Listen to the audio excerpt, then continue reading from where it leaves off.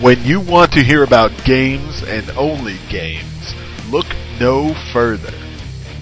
This is the Games Only Podcast, your number one source for video game news, reviews, and opinions. With HP 1703, I feel his touch upon me. Dr. Gumaer, Come on, you gits! and myself, Sunflower. No mercy, no pity. Games Only Podcast on iTunes and YouTube. Hello and welcome to the Games Only Podcast, episode 25. 25. Special 25th anniversary. Silver anniversary. It's our silver. I, your host, HP 1703, have brought you all silverware. Useful. Stainless steel, you cheap bastard.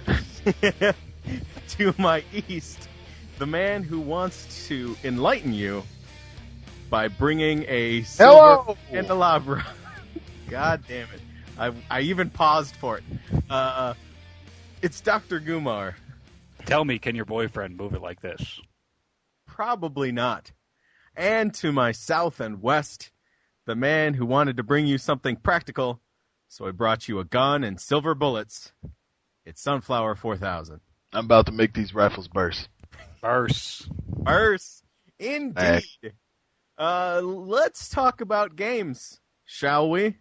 I would very much like to start with the Alan Wake DLC, Sonny.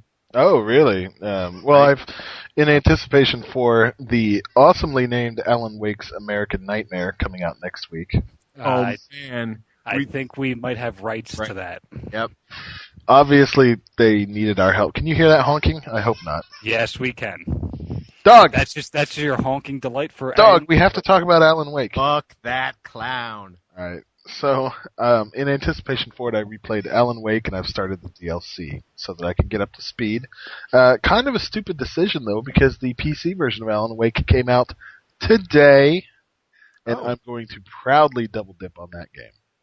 And we're going to bring your double dip total up to 2,032 games? This will be a sweet 90 games. 90. Yeah. Wow. You got 10 more. You got to figure out what's going to be the sweet 100th double dip. Well, Alan Wake was a lot of fun playing through it again. It had been a while, and I had forgotten how much of a damn good game that was, just because it was written really well. The story was excellent. I know you've played through it, HP. Did you ever play through it, Doc? Yes, I have. I loved it. I think it was my third best game of this generation. Oh, wow. Well, that's for a good reason, because, boy, this game has everything thought out so well, and there's so much detail in the world also. It's just absolutely fantastic. For HP, who is a little bit of a scavenger, Story must have been snob? the worst game for you ever. I was... thank God that I'm a gaming pussy, because I did not stray from the path very often. Yeah, you're scared of the dark. It's okay. I'm also scared of the dark.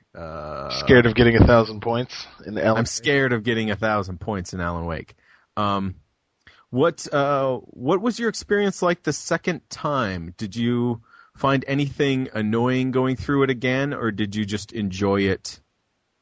The things I found annoying the first time through. Namely, the poltergeists that would throw objects at you. Oh, I like the poltergeists. Why do you like them? All it is a vibrating barrel that can kill you.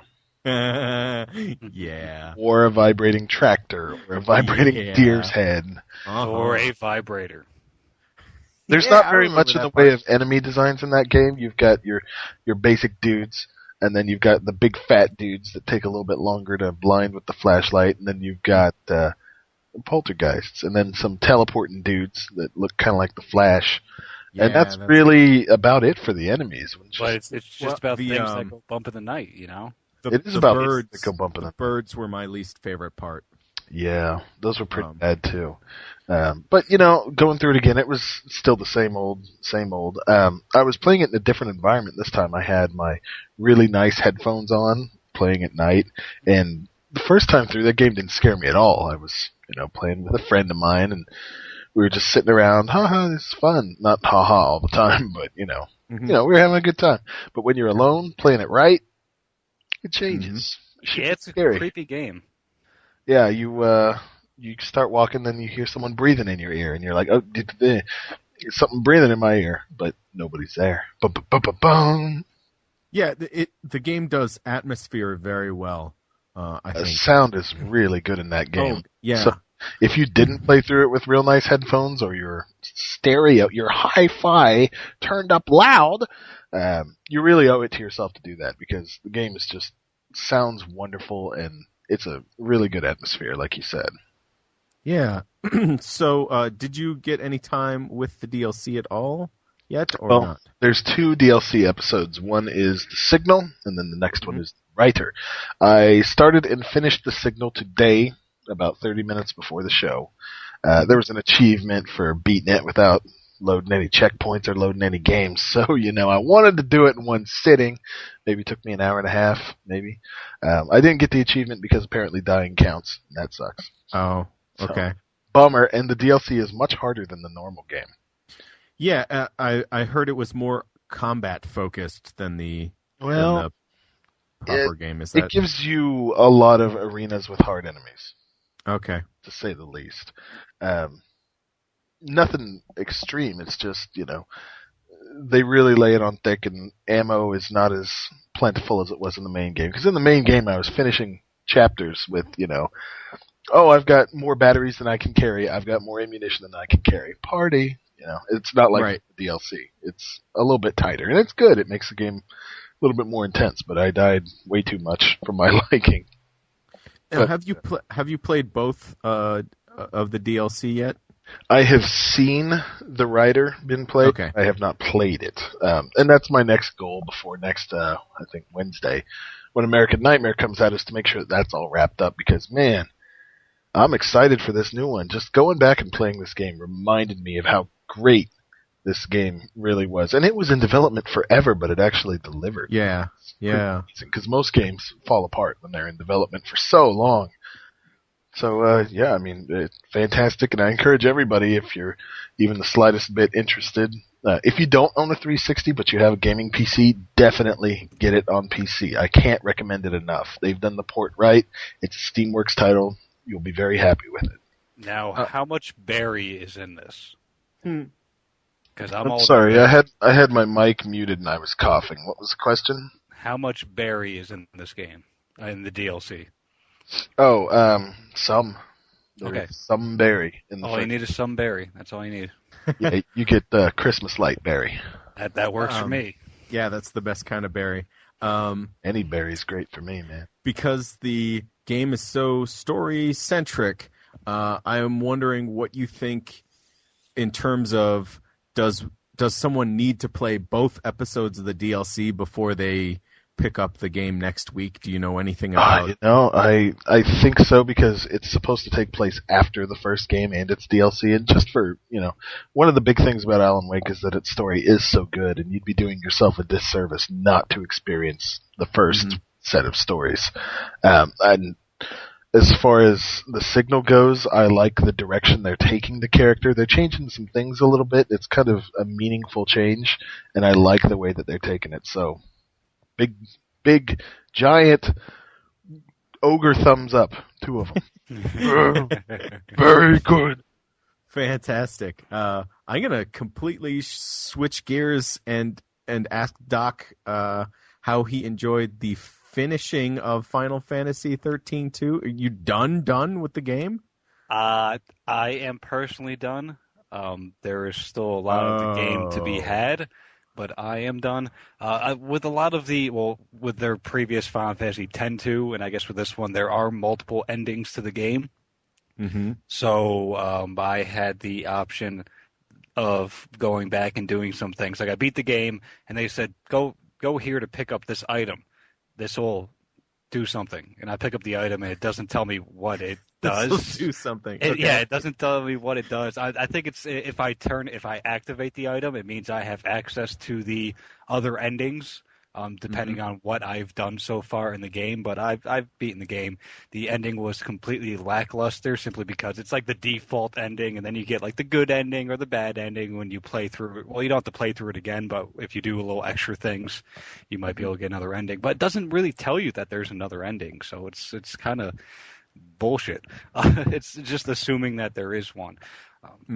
I needed to do a fair amount of grinding in order to beat the last boss, which is good because most of the game was pretty easy until the last area. So the last boss was a pain in the ass, but other than that, it's a decent game. It was fun while it lasted. I haven't picked it up in a week. It's nothing overly special. Not. I don't have as much zeal for it. Yeah, I don't have as much zeal for it as I did when I came in and first started playing After we kind of ran it down last week, I've not been enthused to go back, even though I should. I really should. They announced some new DLC today. The next set, which is going to be Saz's gambling mini games and 2 costumes. Whoop-de-doo. So you can now play blackjack, and there's actually things in the casino to do. There we go. Is this free DLC or is it paid? Hell no, it's paid. I believe it's $4. Wow. Fuck that shit. Yeah, well, that's kind of how I feel. So, looking at the game overall, Doc, would you say it was worth it? I know you started off high in the game and then you kind of wavered. I mean, is it worth somebody playing the entire game? If you were a fan of the first one, and if you're a fan of the series, then yeah, I can say it's worth it. There's a lot to do with it, and if you only have enough money to buy one game, this is big and beefy, and there's a lot of extra things to do with it that I have not yet done. Beefy, but you just like the fact that I said big and beefy in the same sentence, huh? Yeah. Okay, now I have your attention. But for somebody that's new to it, that's like, oh well, I heard these are good RPGs, I should give it a try. I would not recommend it at all. Okay. Really just for the fans. And usually, these twos at the end, they're fan service. That's what it is. They find a game that was popular enough that they can go ahead and give an actual sequel. And Final Fantasy is not known for giving legitimate sequels. Even though for this one, I think there's 2 more games they have planned in the same universe.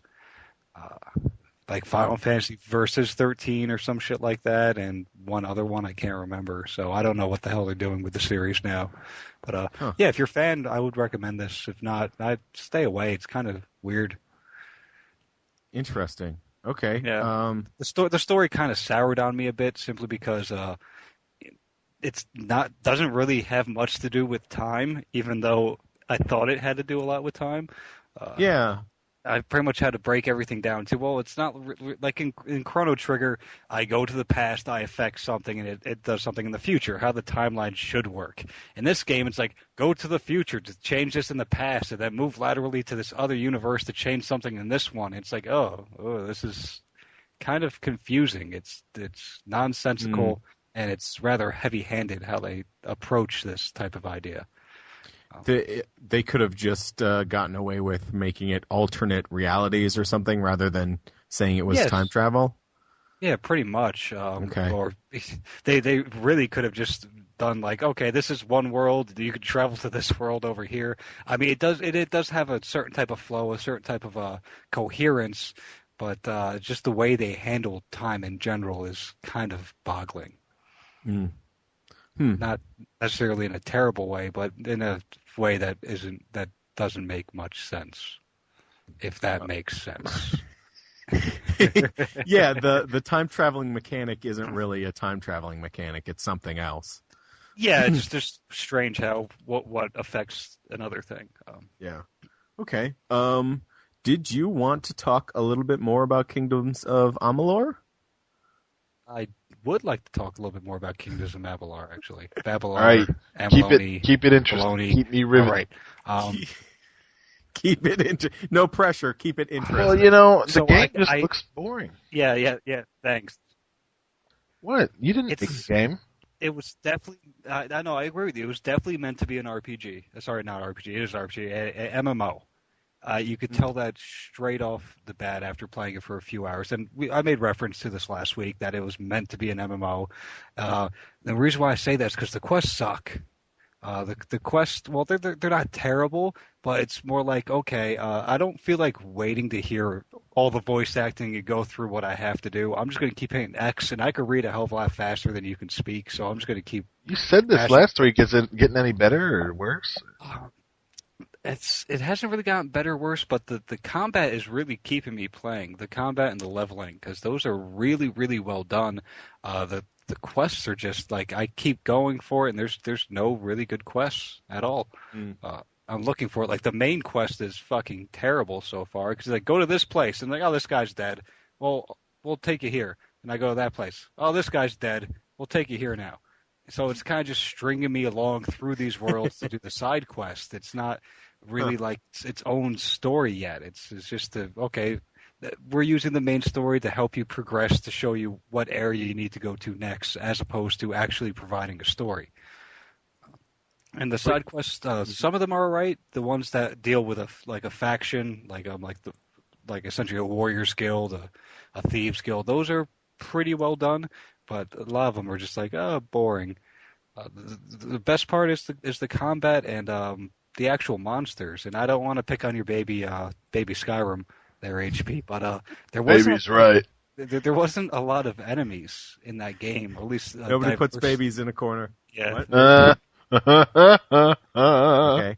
There weren't a lot of diverse enemies in that game, and it just got kind of bland with the combat after a while. This, I mean, everywhere I go, there's new enemies popping up, and I think Todd McFarlane, I guess that's Seth's baby brother, helped design some of the monsters. So I mean, they're well done.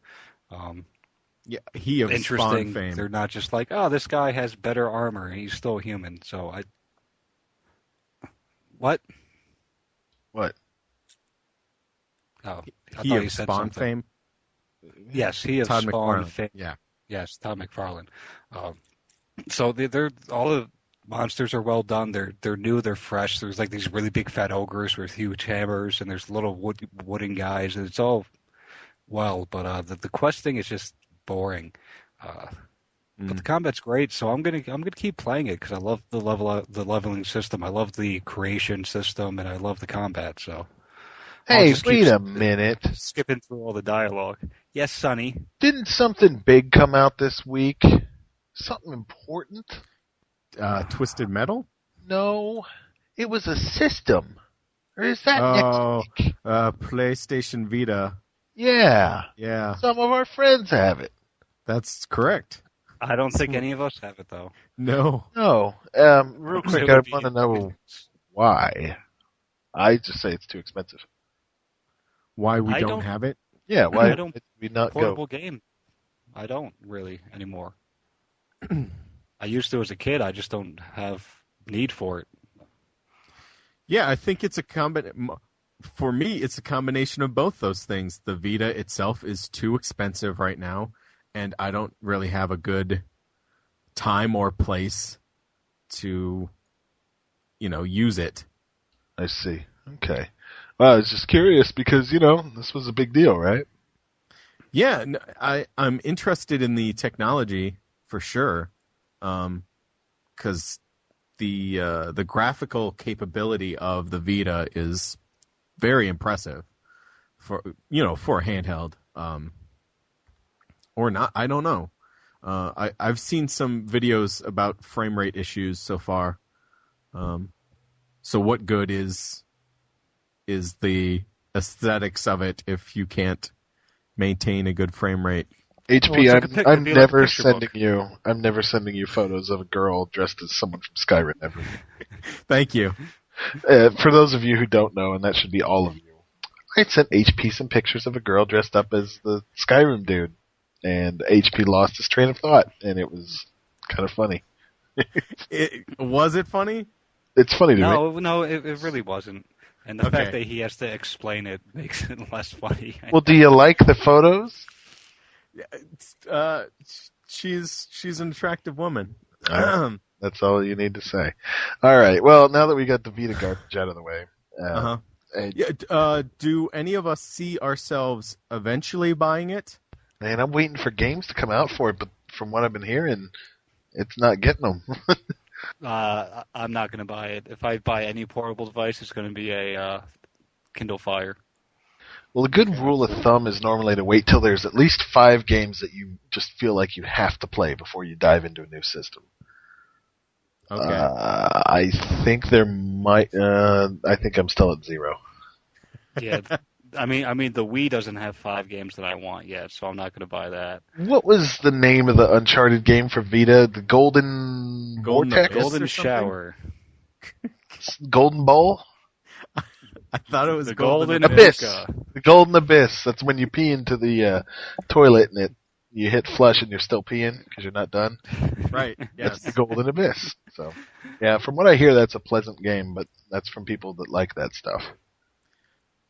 Yeah, I've heard some similar issues about the aiming, but it's that right thumbstick nub is maybe not as sensitive as a DualShock controller. So they got it close, but they don't have it perfect. Yeah. Yeah. I definitely think the portable gaming needs the 2 thumbsticks. Yeah, I don't know. I hate to be the dude that says this, but I don't need portable gaming. I need things to distract me for a couple minutes on my iPhone, and that's all I need. I don't need a big experience. Right, but that is portable gaming. It's just a different kind. It's iPhone. Well, I think standalone portable consoles are going to die. Just literally, I think this might be the last iteration. Well, that's really what it is, isn't it? A portable console. Yeah, the 3DS did terrible. The Vita sales are terrible right now. I don't think a company should risk doing it again. They should, put stuff on an Android operating system or on the iPhone, and leave it at that. There's no reason why they should attempt to make a console now, especially with how poor the sales are. I totally disagree. 3DS is looking sweet.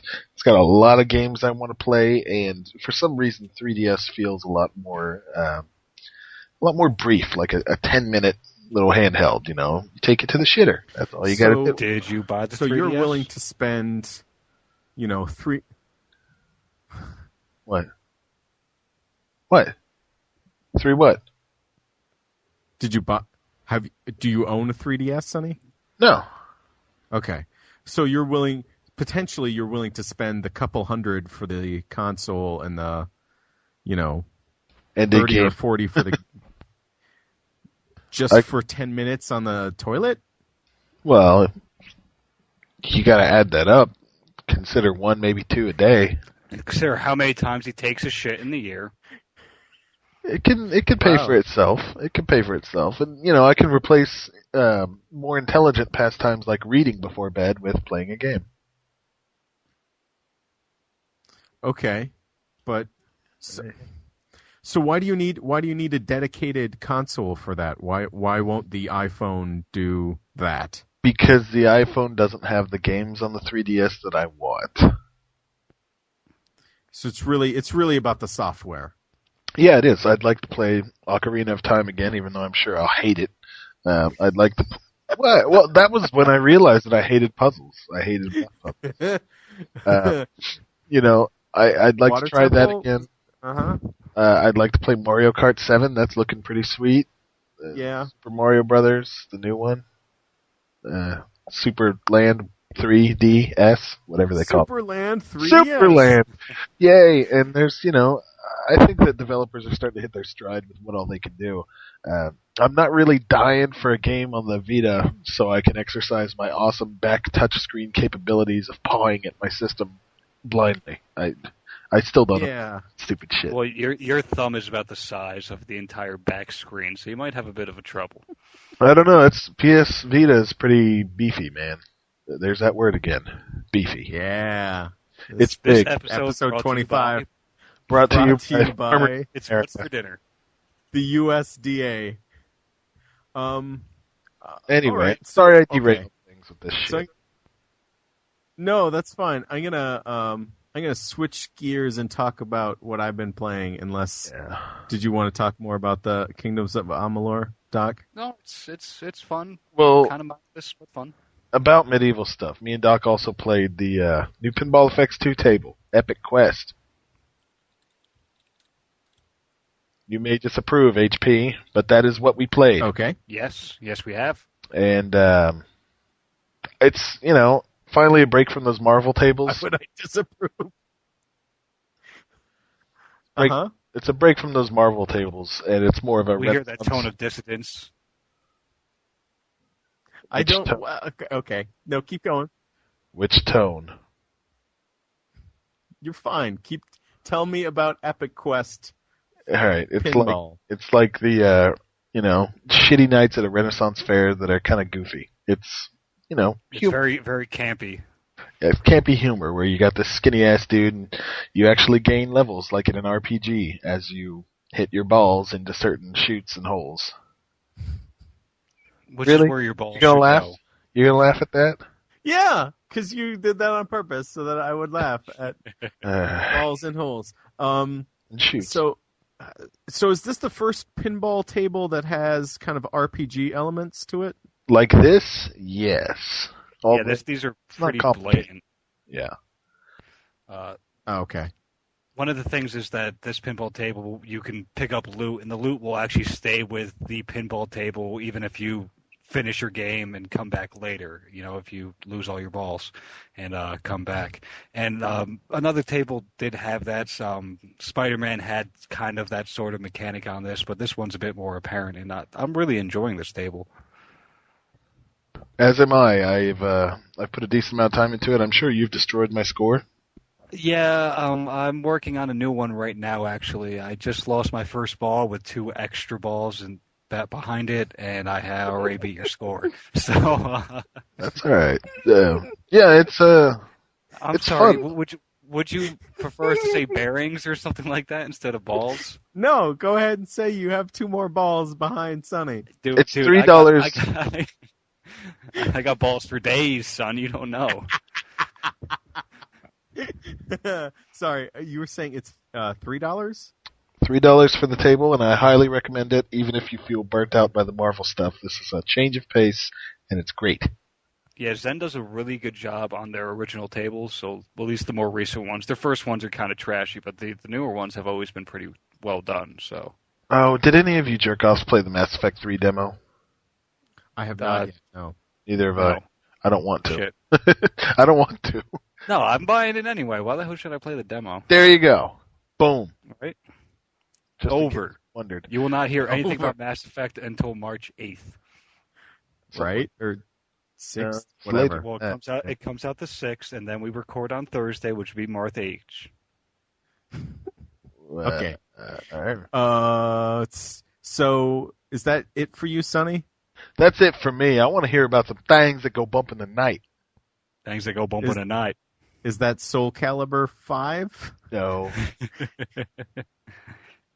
Which has just been added to our list? I guess you want me to talk about Soul Calibur 5. This isn't how I would love to hear about Soul Calibur 5. Sonny's not in charge. Fuck that guy, and we'll do whatever HP says.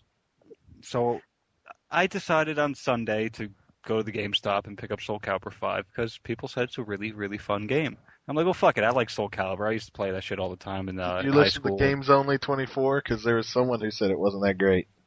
Yeah, well, I don't trust your opinion. No offense. Wow. But wow. You and I have very drastic views on Good night, everybody. Games, especially fighting games. Yeah, one of us actually... Well, forget it. Go ahead.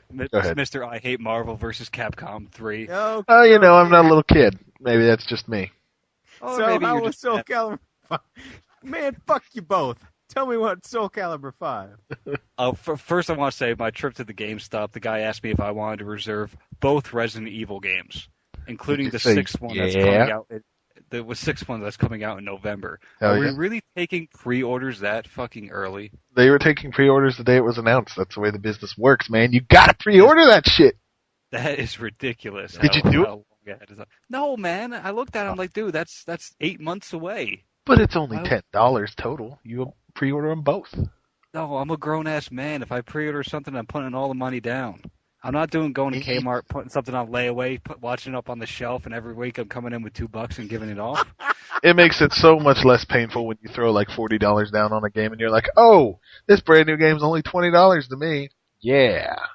Feels Or good. it's be $0 when it comes out. That. Yeah, that feels good too. Yeah. Oh, right there. But yeah, so I played Soul Calibur, and it's fun because it holds up really well to the last iteration I really played a lot, which is Soul Calibur 2. I guess they fixed a lot of the things in Soul Calibur 4 that people had problems with, but I have some problems with like the new systems that they just kind of fuck around with my mind. Like Guard Impact is worthless now? Guard Impact's worthless now. They have another type of guarding that's like Guard Impact, and then the meter is just I think the meter's kind of shitty, especially because everybody has a super that is almost completely safe. Like if I block your super, I can't punish you, which is not right. If you're going to go and use this move that's going to take off half my life and I block it, I should be able to beat you up afterwards. And a lot of the supers are safe on block. But a lot of single-player content if you like creating things. The creation's a lot of fun. I had a blast with it. I don't think you did much creation, Sonny.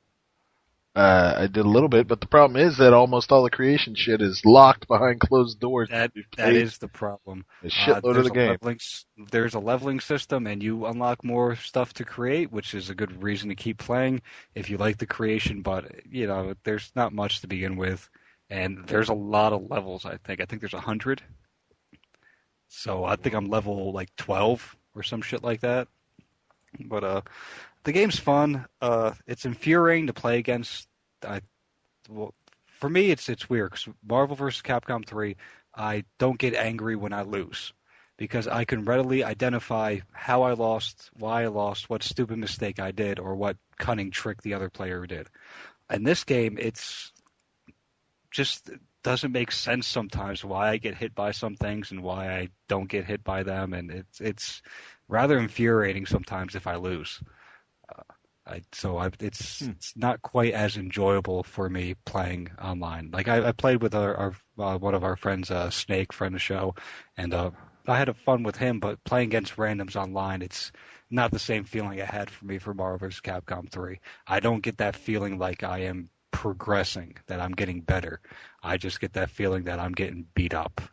And I have a pretty good record on there. It's just that it's weird. It's like, oh, that hit me. I don't know why it hit me. It's like, this isn't working. I don't know why it's not. It's infuriating.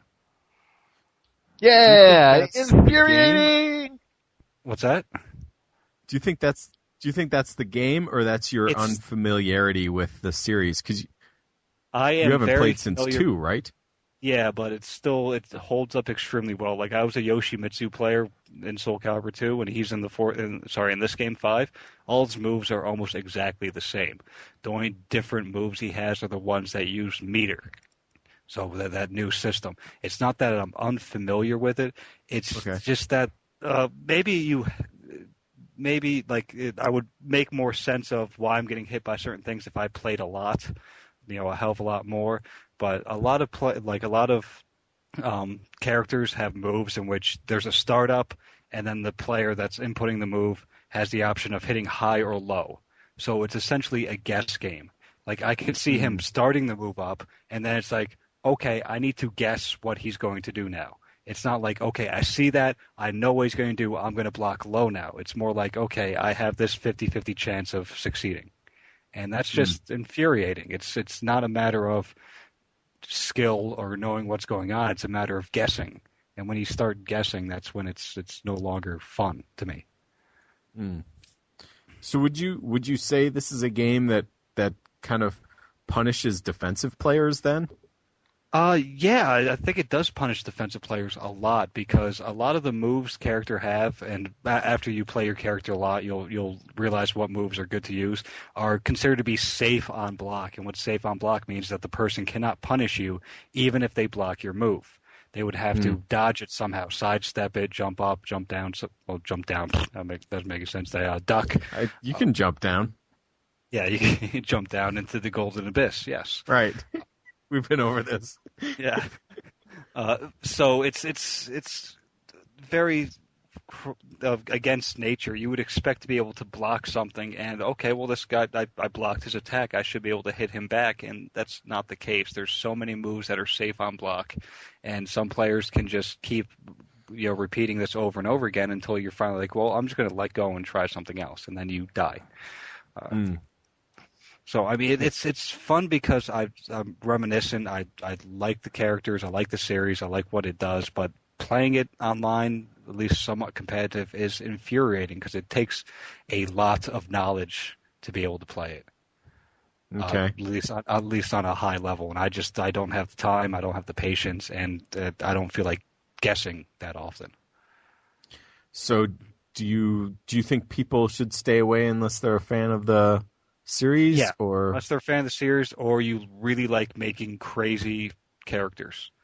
Okay. Yeah. Other than that, I'd say, yeah, stay away. Wait for Street Fighter Cross Tekken or something like that. That should have an easier window of getting in. Okay.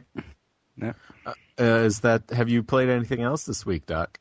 No, it's a pretty busy week for me, actually. Yeah, especially compared to you bums. We are bums. Speaking of being a bum, I have essentially only played one game this week. There's that word. Don't say that word now. Essentially. Oh, No, I have, in essence, played only one game this week. Yeah. What game would that be, brother? Dead Island, a game that came out a long, long time ago. Thangs that go bump in the night. Cavemen were, well, whatever. All right, so here's my first question. What'd you think of the intro? The intro was pretty neat, actually. The intro is probably the best part of the game. Yes, it is. It's awesome, though. Yeah. I enjoyed the intro, and then I heard you singing that song. Hoodoo, you voodoo, bitch. Right? Rifle burst. So Dead Island is kind of a combination of different game types. It's all melee-focused combat. You've got a little Borderlands in the kind of damage number pop-up, and the fact that you can play cooperatively, and there are quests that you kind of go certain places. I was about to say that if you associate with numbers popping up on the screen with Borderlands, that's a problem, but it has more elements involved, yeah. Right. Yeah. Right. So there's that, and kind of the fact that there are 4 characters you can choose from, and each one has kind of a different specialty. Who did you pick? I picked the football player dude who throws stuff. Oh man, I picked Hoodoo You Voodoo himself. Right. Well, I know that most people picked that character. He's the blunt weapons expert, which is kind of funny. Why is that funny? Get it? Blunt. I know. Okay. I just wanted him to say it, Sonny. Okay.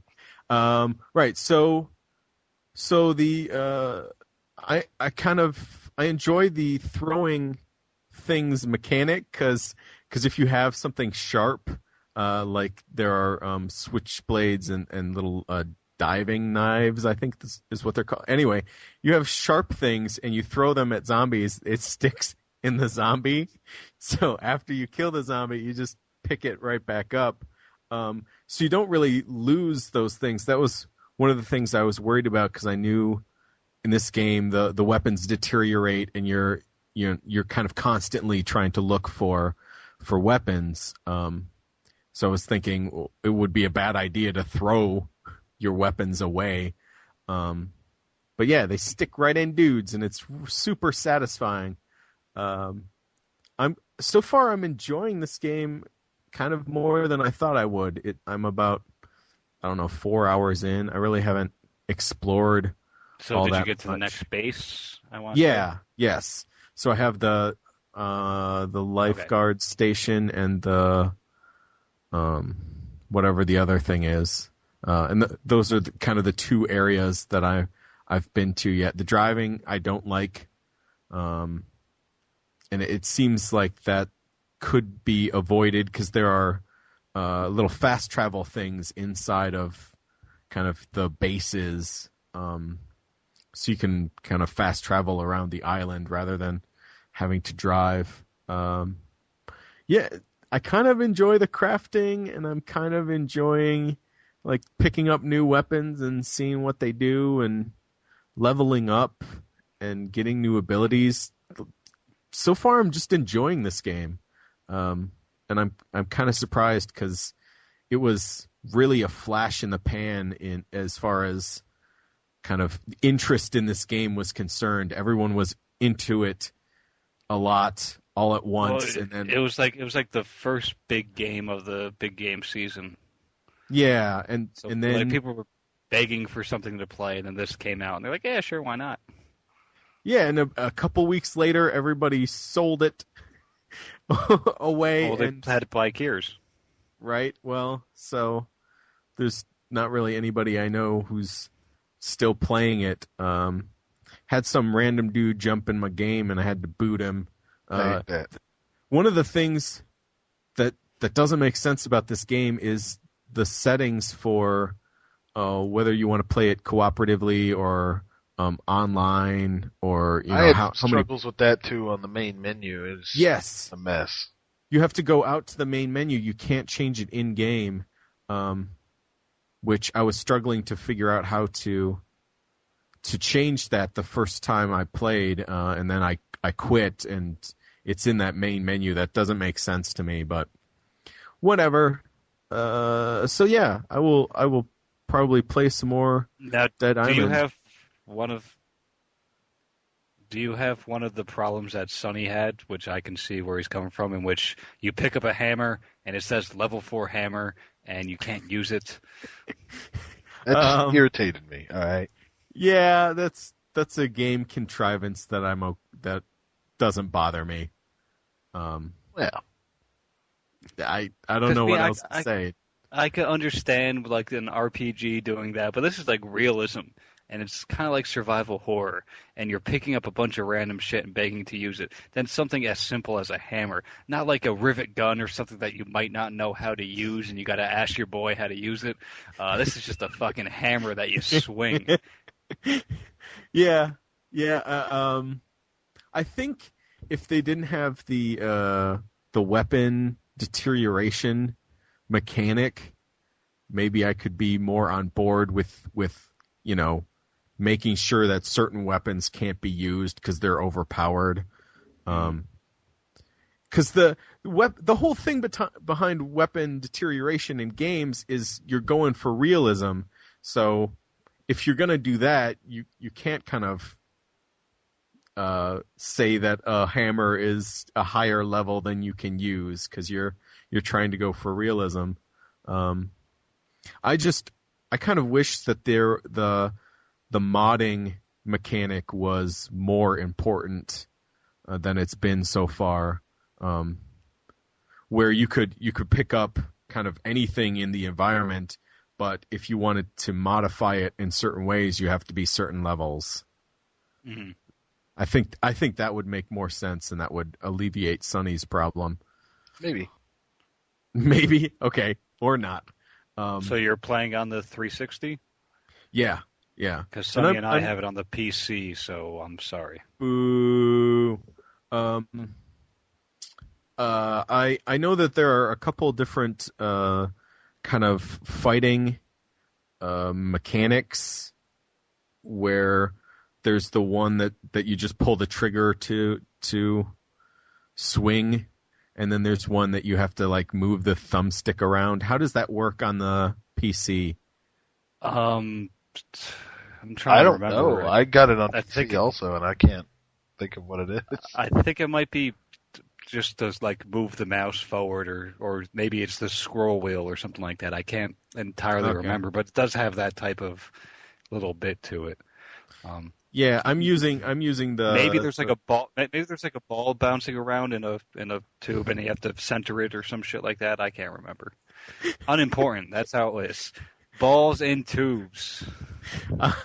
I'm using the thumbstick melee combat system, and I enjoy it because you can kind of aim for limbs if you want to try to break the zombies' arms, rather than just hacking away at them wherever. Yeah, you're just an asshole, aren't you? Yeah. I don't want to kill you, zombie. I just want to incapacitate you. I find it funny to break the thug's arms and then have him like try to headbutt you. I think that's hilarious. Maybe that's just me. Okay. While they have a diving knife sticking out of their big toe. He's got a bunch of knives in his stomach and he can't use his arms. That's funny because I'm a sadist. Right. So I'm enjoying Dead Island. I think I would enjoy it maybe more if, one, I had friends to play with, and two, we were all going through it for the first time together. I think that would be a lot of fun. I think I would have the same problem that I had in Borderlands if I tried to play this game with somebody who's already played it, and then they're just like, oh, just go here, and then they run off ahead of me and do the quest. Kill everything with their level 50 lightning hammer. Right. Or mud machete. I don't know what to call it. Right. Lightning hammer. I believe they call it their rifle burst. Rifle burst. Yeah, so I think that would be fun, and I'm really curious. About games that you... Mm-hmm. No, go ahead and finish. I was going to make a segue into the next topic. Nope. Go ahead and make the segue, sweetheart. I was about to say, speaking about games that you play with someone else that's already played the game, let's get an update Dark Souls. You guys' segues suck. You can't call them out as being segues or they're not segues. That was a very good segue. Sunflower. That was a very good voice. Segue. It's not a good segue because you called attention to it being a segue. Right. Anyway, as long as you don't acknowledge it, it's a segue. Okay. So I says to the guy, hey, how about some of that Dark Souls? So I played just a little bit this week with Locke, Vincent, friend of the show, and Cub Ninja from Co-Optimus. They're both from Co-Optimus. Oh, they're both from Co-Optimus. Good for them. They're still our friends, though. Nope. Yes, they are. Okay, great. Right. So I had a really hard time connecting to one of them and then to both of them. So at one point, I ended up accidentally being summoned by somebody else. Did you help? Or did you? Yeah, I did actually. So me and Random Dude killed the gaping dragon. You and XXX Snipper 420 Smoky. Right. I think it was like T3 XY something, and I was like, all right, whatever, dude. Lil Dog 2012. Lil Dog.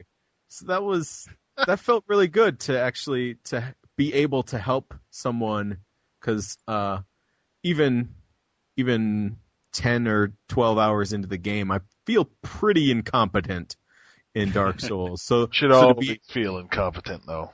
Right? Should. Well, to be able to go into somebody's game and to help them take down a boss felt pretty good. But yeah, that's the spirit of Christmas. Giving. That's the spirit of Christmas.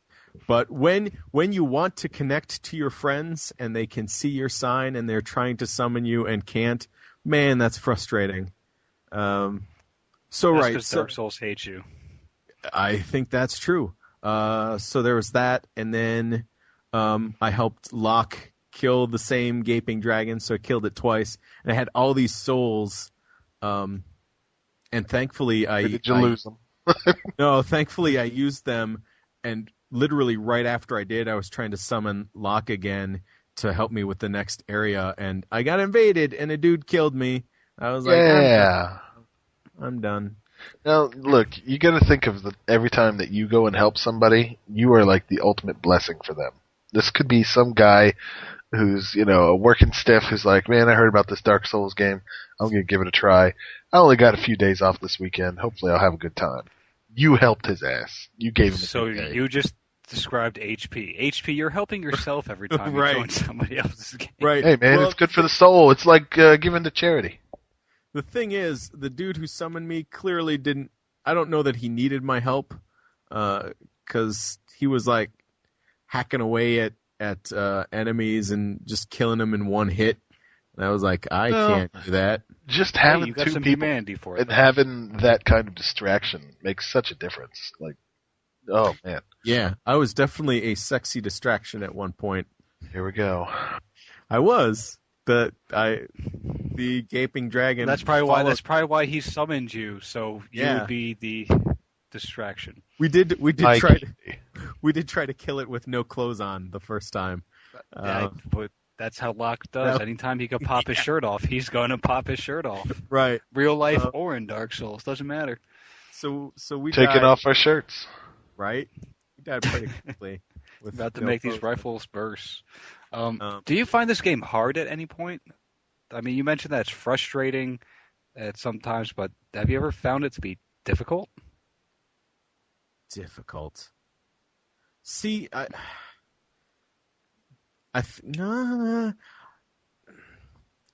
Funny noises do not count as an answer. Right. I don't think I would call it difficult. I know if I go and I fight somebody who kicks my ass, I just don't go that way. Just go some other way. That's just common sense. I think I find it more frustrating because in maybe 12 hours of play, I've been invaded at least 10 times. I just the amount of times I get invaded it's ridiculous, and it's very frustrating because that is my least favorite part of the game by far. Yeah, I wasn't human much in that game simply because I didn't feel like being invaded. So I avoided that problem. Well, yeah, when you're trying to summon friends to help you, you kind of have to be human. So yeah. So I do that, and then instead of summoning the person I'm trying to get, I get invaded. All right. Enough bitching. Let's talk. Right. Real talk. Real talk. What's the last boss that you defeated in your game? Well, we killed Dragon. That is it. I've killed it 3 times, and then we went to the new area, and I was gonna have Locke help me, and I got invaded and died. What's the new area that you went to? I ran past the lightning old lady demon thing with one leg, and we were gonna go in the forest, I believe. Oh, so you're in the forest. Yeah. The Foresto. Very good. Es Foresto. There are specifically times where I feel really good playing that game. It's a lot of fun, but it's just more frustrating than fun more often than not. The highs are very high, but the lows are so low. Would you ever play this game by yourself? I don't think so. I'd have to say it's like a roller coaster.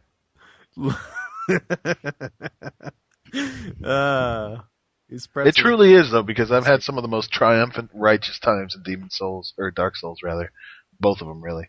And I've also had really a shitty night, thanks to Dark Souls.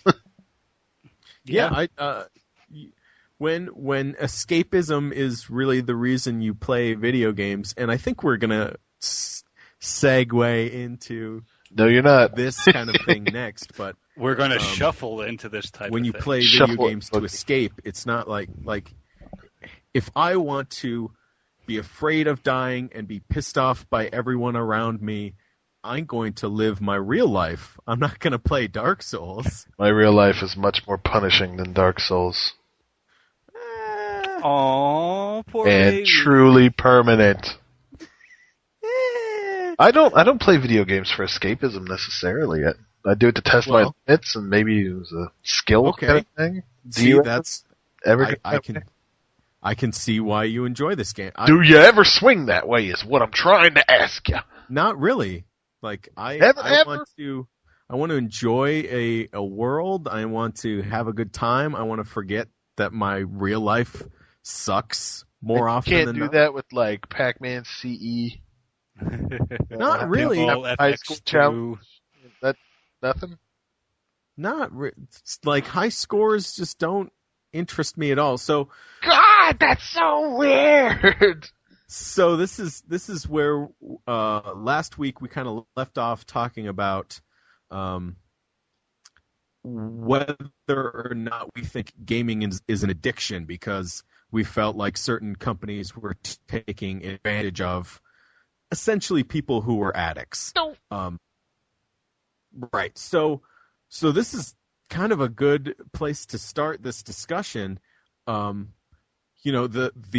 The highs that I get from feeling good about myself, I'll do on stage. You know what I mean? Like I have other outlets for feeling triumphant and feeling proud of myself, etc.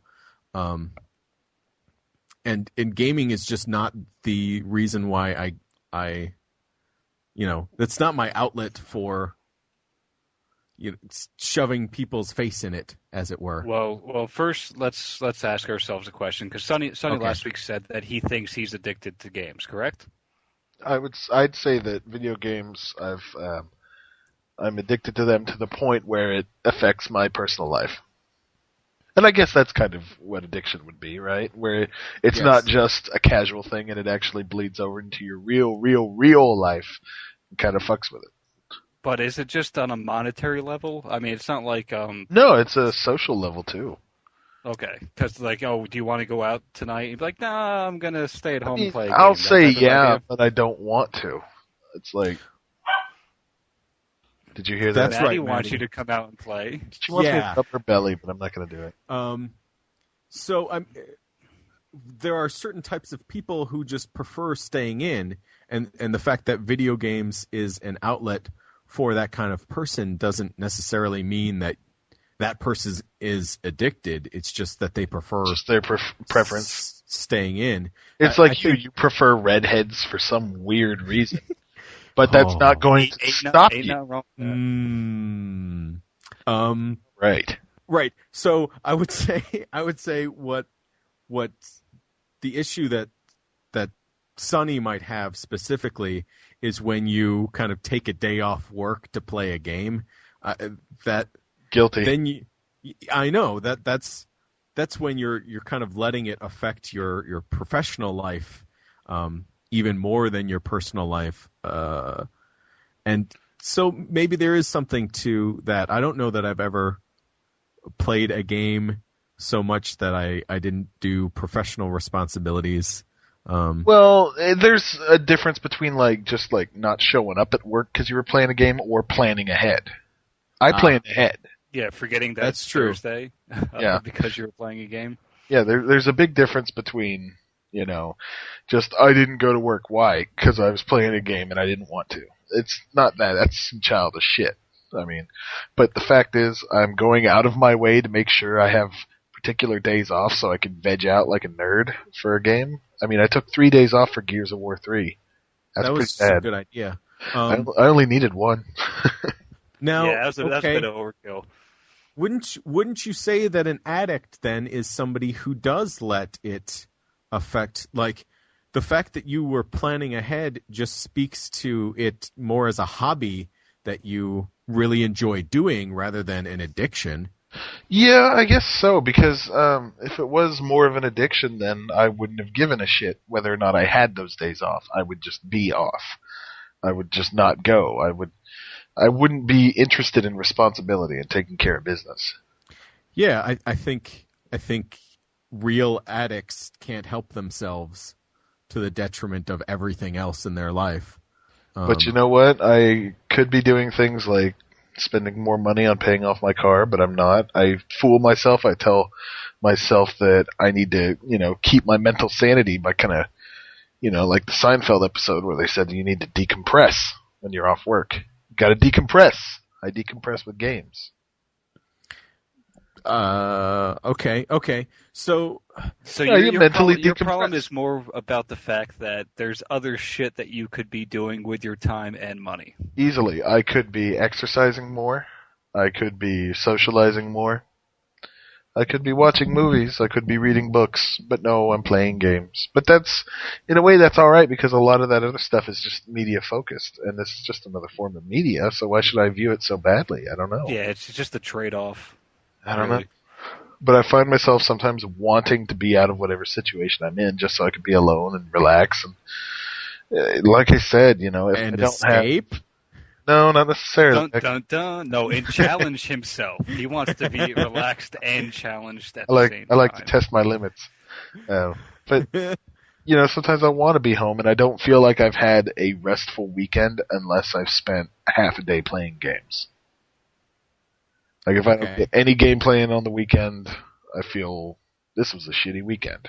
Is that addiction? No, I think if it is, then we're kind of all guilty. Yeah, I wouldn't consider that addiction, but I also don't have that problem. Like if I don't play games over the weekend, I'm like, oh, I didn't play anything over the weekend. Oh, that's weird. And then that's the end of that. It's not like I feel like crap or I feel unaccomplished if I didn't do that. I feel very unaccomplished if I don't. Okay. And I blame achievements, man. I really do. That's a way to track what you're actually doing, and oh man, it's bad. But by Sonny's definition, the fact that we're spending money and time on games means that we're addicted, then we're all guilty of it. But I would rather say that it's not hurting our lives by playing with it. It's not. Well, and I look at those people. It's not exactly like it's making our lives better by playing the games, but it's not hurting. I look at the people who are like, I go and see a movie every weekend, sometimes two, and I'm like, what the fuck is wrong with you? I'm just not that dude. I watch maybe 10 movies a year. No one ever says, "Oh, you're addicted to movies." It's not really like that. Okay, so, I guess I have two thoughts. The first is directly related to that in that basically my family growing up, like, at least every payday, my dad would rent a movie and we would kind of all watch a movie together. Well, that's like a family activity, though, no? Right, but in a lot of ways, in a lot of instances, gaming is like that too. My sister's family has a Wii, and they all play different games like Boom Blocks and the little fun dancing games on the Wii and stuff like that. So there are different levels of integration into the gaming culture. That's really awkwardly good way to put it. That's actually a good way to put it. Okay. So my other point, which is completely lost, had to do with Sonny's the achievements. Is it possible that instead of kind of honing in on our addiction to gaming, these companies are actually focusing on kind of the obsessive compulsive nature of gamers? There are a lot of gamers who have kind of OCD in various ways. Yeah, like getting points or collecting everything. Right. Yes. And I think at least Sonny and I are both guilty of kind of having some obsessive traits, and gaming is a real outlet for that. It's a positive outlet for that kind of stuff because being obsessive about things can be real destructive in your life. Yeah, I'd rather you play games than have to wash your dishes 10 times a day. Okay. What? You don't think the same? You don't feel the same way? No, I was being completely truthful, not sarcastic at all. No, Did I come off sarcastic? No, you are fine, Sonny. You don't feel the same way? I'm kind of put off by that washing dishes 8 times a day. You don't get the obsessive compulsive joke. If you don't understand a joke, Sonny, just don't say anything. Well, so I had this is probably more personal than I should be, but I have a cousin who, when she became a teenager, she would shower like 5 or 6 times a day, and then the showers became longer and longer. She just never felt clean. So there are very destructive things that obsessive people can do that, kind of hurt other people. Cause then my aunt and uncle had to start taking care of her cause she was kind of freaking out all the time about being dirty. So in a way, gaming, I think, is a way more positive outlet for somebody who just feels the need to collect everything, like I do, or somebody who really likes making scores bigger, like Sonny does. I don't know. Is this making more sense, Sonny, or do you still not? Long story short is it's not that bad, Sonny. Yeah. Right. Well, right. I don't mean to belittle. The fact that you double dip so frequently is a bit of a problem. Yeah, I don't think that this topic came about because of how the companies have been treating us recently, and I don't think they're really feeding off of our addiction to video games. I think they're just feeding off of our consumerism. Because if you play video games, you have money.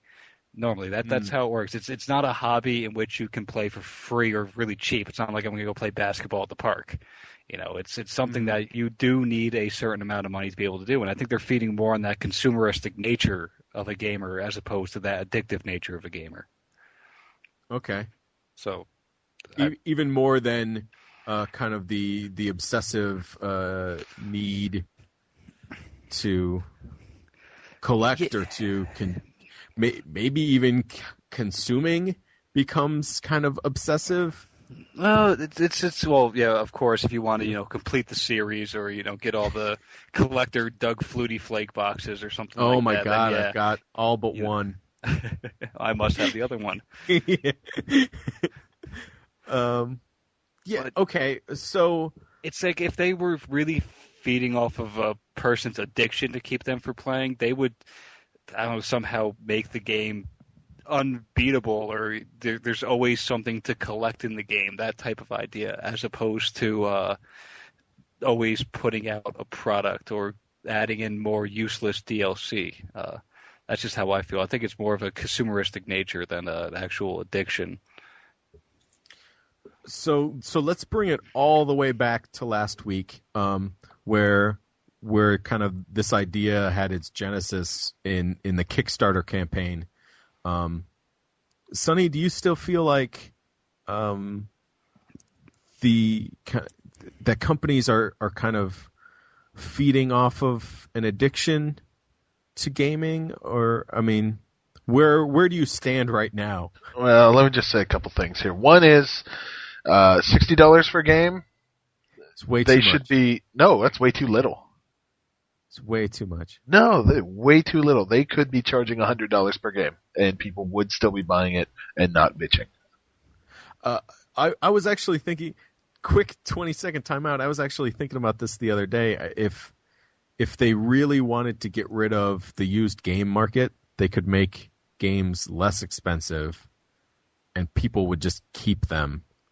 You would think, and that would help, but I honestly think that games aren't expensive enough to especially justify their budgets that they have to have an HD game.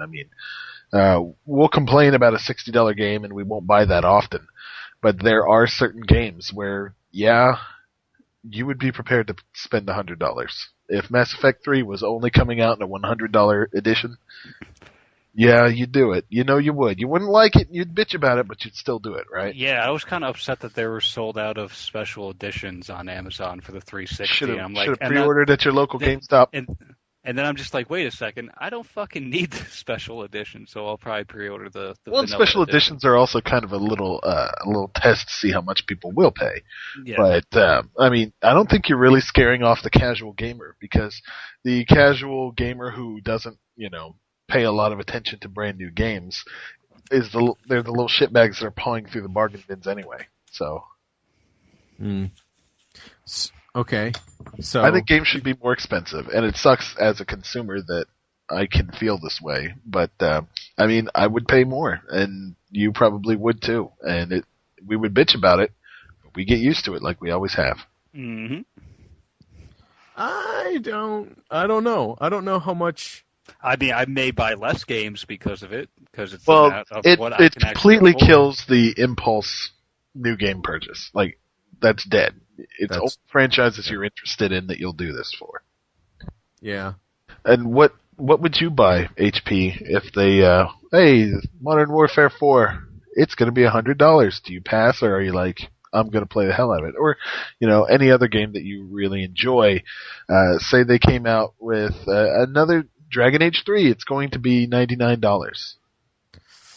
And they also pass everything they fucked up in Dragon Age 2. They actually call it Dragon Age Origins 2. That would be something. But let's look in retrospect at the games that we've played the hell out of and enjoyed. Would you say Dragon Age Origins is worth $100 to you? Was at a time? I mean, is that $100 worth of entertainment? I'd say easily. God, that's really. I'd probably drop a C note on it. Wow. I think I bought it used, so maybe I wouldn't. Well, and I know that we don't want to spend that money, but when it comes down to it, was it worth that much?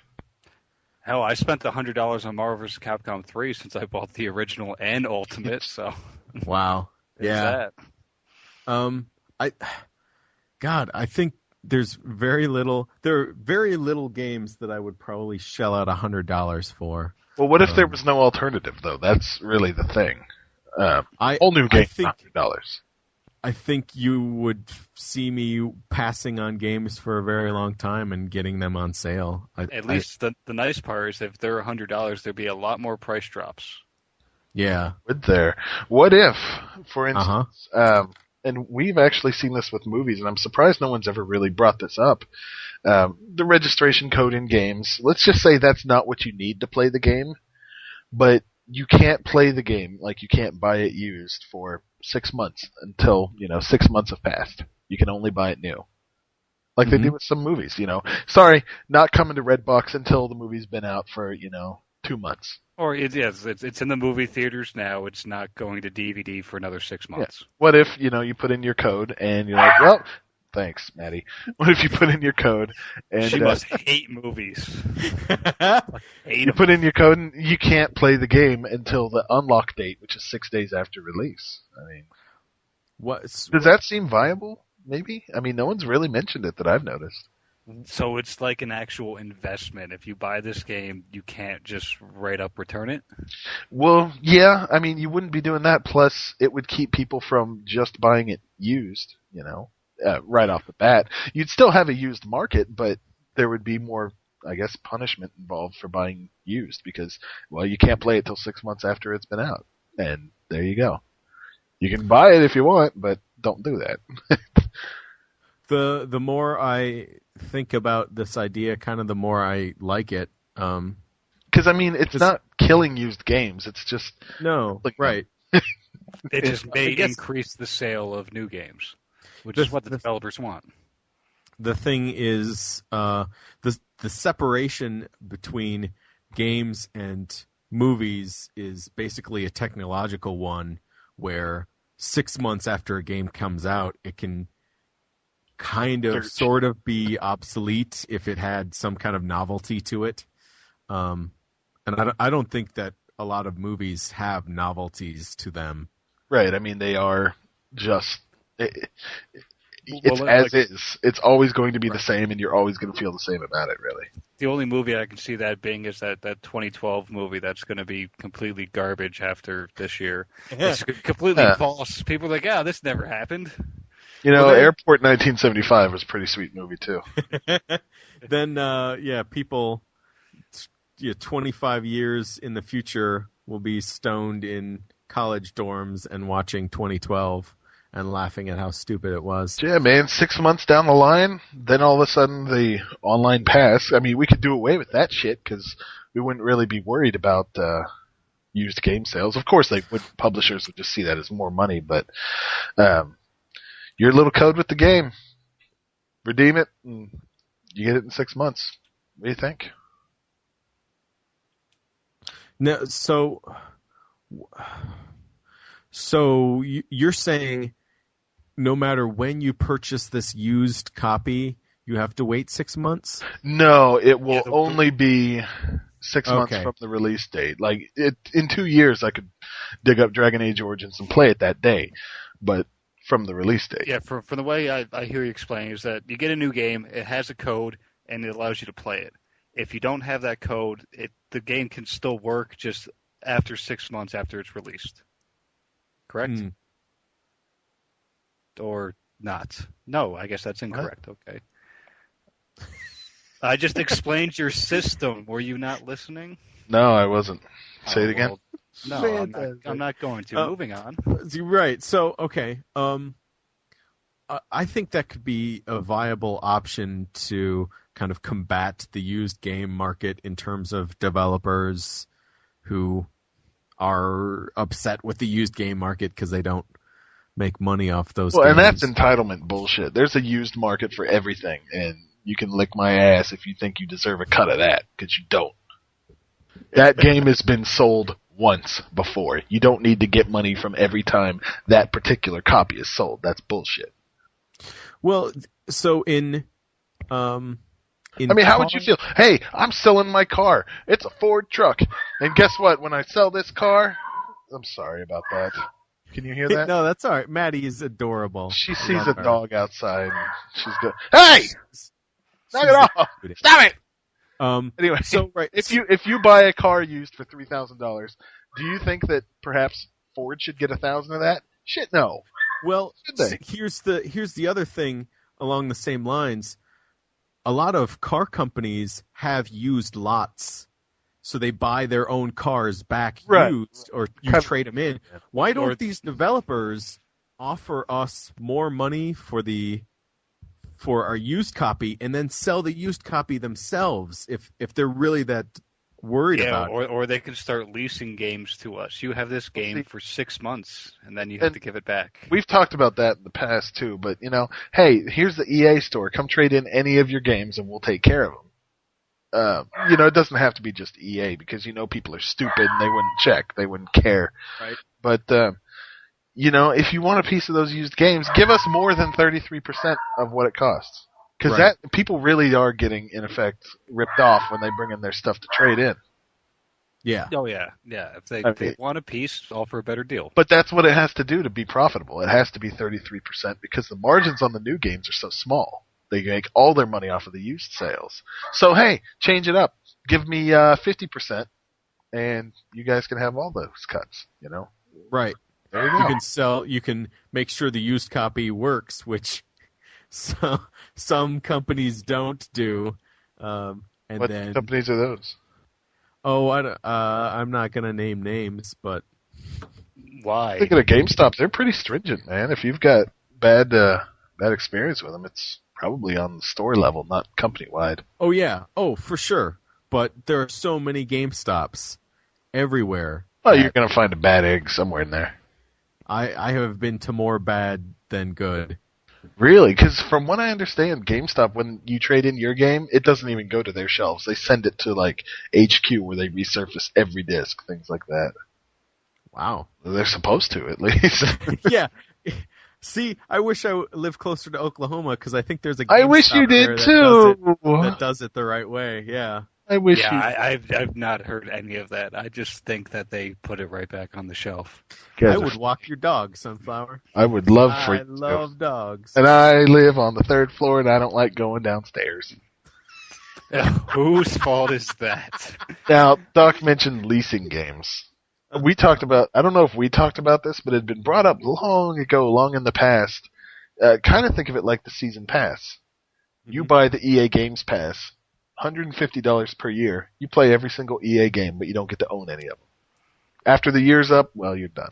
Unless you want to resubscribe. I think for EA Sports in particular, that deal would be awesome. There you go. Yeah. Because all of those sports games, you kind of don't want to play them the year after. Well, that plus they are, sports games in particular, lowest amount of being able to retain their price. Holy crap. You can get last year's model for $3. Yeah. So they're very expendable, man. They're very expendable. So yeah, I think that would be really smart to introduce something like that. Why do we not work for a publisher and say, here are some good ideas? Why? Because we would probably feel dirty that we work for that publisher. No, I'm sure there's some kind of legal reason. That, and why? I don't have an MBA, and they probably wouldn't look at me like that. Yeah, but you smart with math. Yeah. Yeah, Numbers. You can math up on this.